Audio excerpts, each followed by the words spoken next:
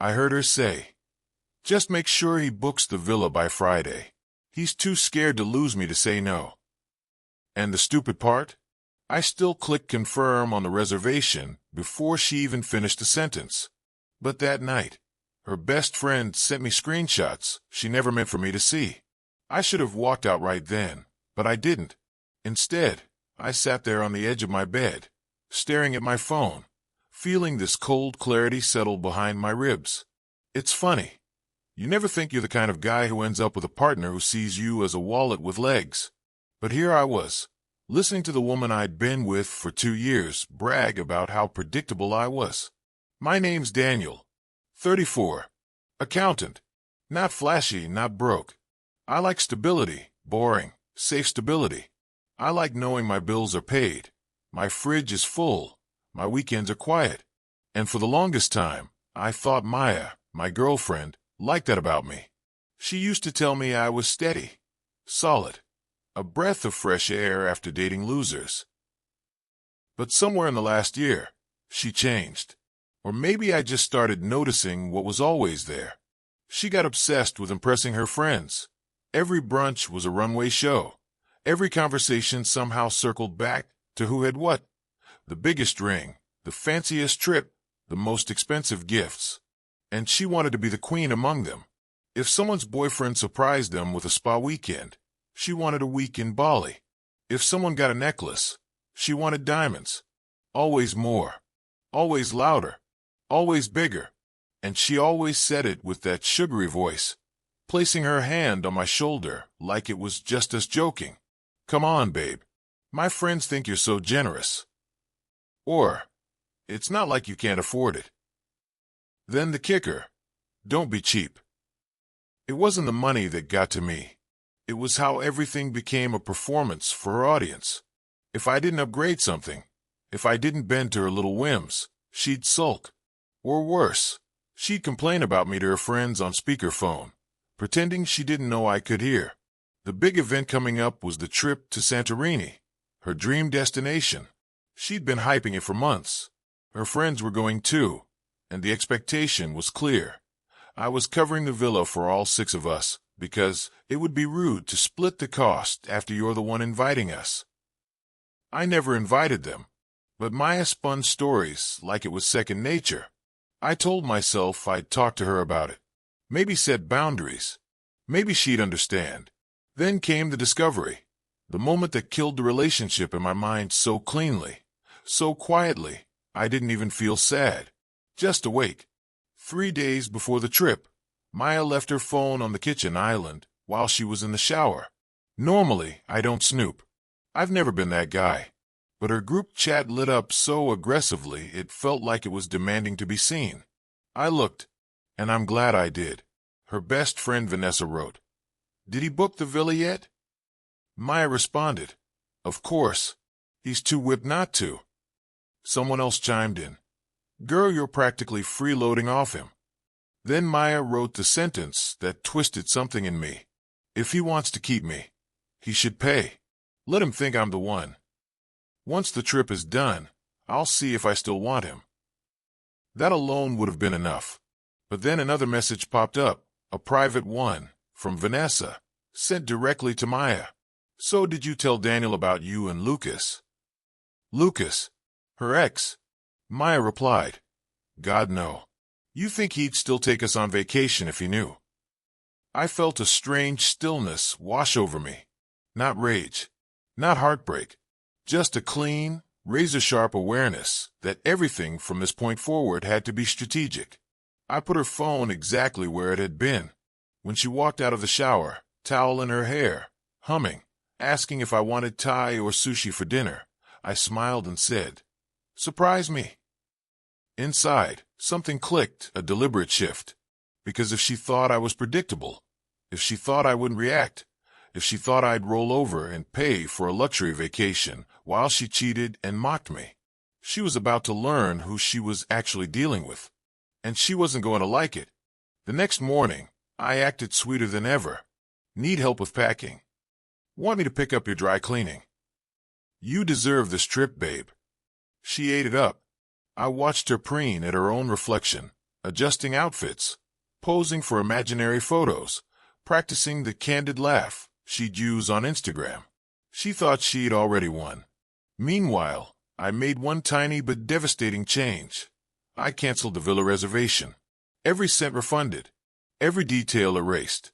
And instead of telling Maya, I let her believe it was still booked. I even printed a fake confirmation page and casually left it on the counter, just to solidify the illusion. Her friends were worse than usual. At brunch before the flight, I overheard Vanessa mutter, "He really thinks he's lucky to be with her." Another chimed, "Maya, you better get a ring out of him after this." Maya laughed, that smug, airy laugh she saved for when she was bragging. "Let's see if he passes the test." They didn't know I was behind them in line at the cafe. They didn't know I heard every word. I didn't even flinch. The plan was simple. Let them fly across the world assuming everything was paid for. Let them walk into that villa lobby with their designer luggage and entitled attitudes. Then let reality hit. The flight landed, and Maya strutted ahead like she owned the island. She kept saying, "This is going to be the best week of our lives," while adjusting her sunglasses. Her friends trailed behind, filming everything. We reached the villa's reception desk. Maya stepped forward grandly and said, "Reservation under Daniel Carter." The receptionist typed for a moment, then frowned, then typed again. "I'm sorry, I'm not finding a reservation under that name." Maya's laugh was sharp. "Try again. The luxury suite? Views of the caldera? He booked it weeks ago." I watched her impatience grow as the receptionist politely shook his head. "There is no booking, and we are fully reserved for the week." Maya turned to me, eyes wide. "Daniel, what's going on?" I tilted my head calmly. "What do you mean?" Her friends circled like angry, expensive pigeons. "Is this a joke? Tell them to check again. You better fix this." Maya hissed, "Daniel, show them the confirmation email." Her voice had that crack in it, the beginning of panic. I shrugged. "Sure." I pulled out my phone, opened my email, and showed her the cancellation notice. The color drained from her face. "What is this?" she whispered. "That," I said softly, "is what happens when you underestimate the wrong man." Vanessa snapped, "You can't just cancel. We flew all the way here." "Oh, I know," I said. "And you expected me to pay for all of you." Again, Maya grabbed my arm. "Daniel, what are you doing? This isn't funny." Her friends started arguing among themselves, blaming her, blaming me, blaming the staff, blaming anyone. The chaos spread fast. Voices rising, people staring, phones dropping from hands. This wasn't the curated, glamorous moment she wanted. This was raw humiliation. Finally, Maya shouted, too loud, "Why would you do this to me?" I leaned in, just enough for her to hear. "Because you said I'm too scared to lose you. Because you said I'd pay for anything. Because you cheated. Because you mocked me to your friends. Because you thought I'd never find out." Her face collapsed.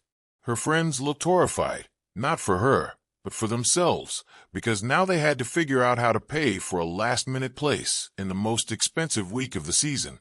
The receptionist, trying to stay professional, offered, "We do have a standard room available. It fits two. It is not comparable." Her friends glared at Maya. "You said he'd pay. You promised." This trip is ruined. The cracks in their little clique split wide open. Blame. Accusations. Screaming. I stepped back, hands in my pockets, and watched the implosion. Then I said the final line. "You all have fun figuring this out. I'm heading back to the airport. Enjoy the view." And I walked out as Maya shouted my name through clenched teeth. Not of love, but out of raw, desperate fear that her perfect image was collapsing. Because without the money, without the act, she had nothing left. Leaving them behind felt lighter than I expected, almost unnatural, like stepping out of a thick, humid room into cool, crisp air. For a second I honestly thought the world should have looked different, tilted somehow, as if I just walked out of the wrong life and into the right one. But the airport was still the airport. Crowded, busy, loud, normal. I booked the earliest direct flight home. No fancy upgrades, no planned itinerary, no romantic expectations. Just a seat, a simple, quiet seat, and that was enough. I didn't even care that it was in the very back of the plane, next to a rattling engine that sounded like it was begging for retirement. The moment the plane lifted off the runway, I felt something inside me release. Months of tension, of second-guessing, of bending over backwards to avoid setting off Maya's moods. All of it loosened like a knot finally giving way. I sat back, watched the clouds drift by, and breathed. A real breath. The first one and longer than I want to admit. No drama. No performance. No demands wrapped in affection. Just air. Just peace. Halfway through the flight, my phone buzzed in my pocket. I ignored it, assuming it was some random app notification. But it buzzed again, and again. When I finally checked it, the screen lit up with her name. Maya. At first the messages were short, clipped, controlled. The way she talked when she wanted to sound rational even though she was anything but. We need to talk. Daniel, you embarrassed me. This was cruel. You didn't have to do it like that. I stared at those words for a moment. Embarrassed her? She hadn't felt a sliver of embarrassment when she bragged to her friends about using me. She hadn't felt embarrassed sneaking around with Lucas. The only time embarrassment mattered to her was when it was public, when someone saw behind her facade. I didn't respond. A few minutes later, more messages. This time the tone cracked. More pleading than demanding. I'm sorry, okay? Can we please fix this? I didn't mean what I said. You know I love you. Nothing she said hit me the way she probably hoped. The words felt hollow, like someone repeating lines from a script they hadn't rehearsed enough. She wasn't sorry for hurting me. She was sorry for losing her safety net, her wallet, her image, her curated life. Still, I didn't respond. Then the desperation sharpened, turning into accusation. This isn't fair. You can't just leave me here. There it was. The truth behind every message. Not I miss you. Not I'm sorry for what I did. But you can't leave me here. Because without me footing the bill, Santorini wasn't a glamorous escape. It was a financial trap she walked into while bragging. The call started next. 1, 2, 5, 10, 20. I kept the phone on silent and watched the notifications stack like dominoes.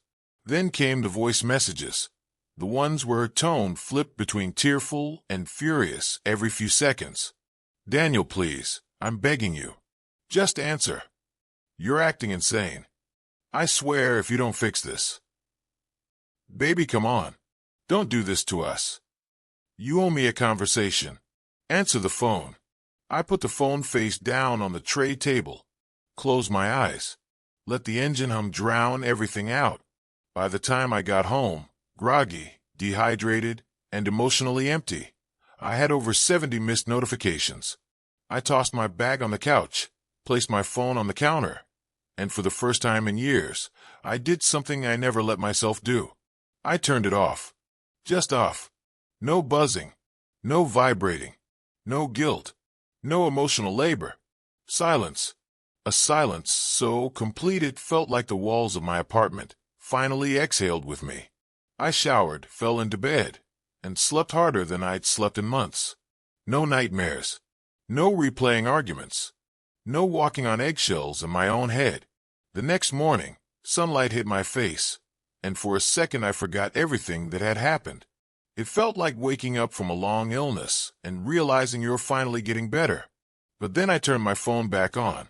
Hundreds of messages exploded onto the screen in a flood of desperation, panic, shifting emotions, and blame. Maya's texts had evolved through every stage of grief except acceptance. Daniel, I can't afford a room here. My friends are furious. They said this is all my fault.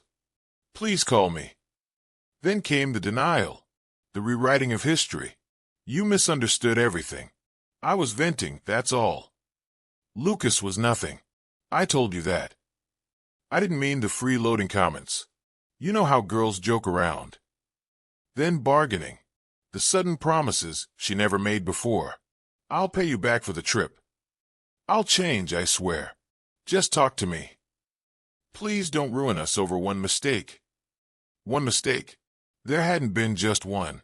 Then the threats. Always the threats. If you send anything to anyone, I swear. That was the message that did it. The moment I read it, something clicked. A cold, precise clarity. This wasn't remorse. This wasn't regret. This wasn't love. This was fear. Fear of exposure. Fear of accountability. Fear of losing face in the one arena she cared about. Her curated social circle. And that's when I knew the final action had to happen. Not revenge. Not cruelty. Just truth. Truth she had avoided. Truth she had twisted. Truth she had buried. I scrolled through my phone. Opened the folder I had quietly created. The screenshots sent accidentally by her friend. The group chat where she bragged about using me. The messages about Lucas. The part where she called me predictable, weak. Too scared to lose her to ever argue. I selected them all. Then I added the audio recording I captured at the cafe. The moment I heard her friends mock me, and Maya laugh like it was the funniest thing she'd ever heard. Finally, I attached the timestamps from the villa cancellation, proof this wasn't an impulsive meltdown, but a deliberate, thoughtful choice. Then I typed one single sentence. This is who you've been. This is why I'm done. No insults. No explanations. No paragraphs. Just a mirror held in front of her. And I hit send. Not just to her, but to the group chat she lived her life through. The digital stage, where she performed her carefully curated version of reality. The silence that followed was immediate. Like I'd dropped a stone into a still lake, and the ripples never came back. No more notifications. No more calls. No more voice messages, shifting between tears and rage. Just quiet.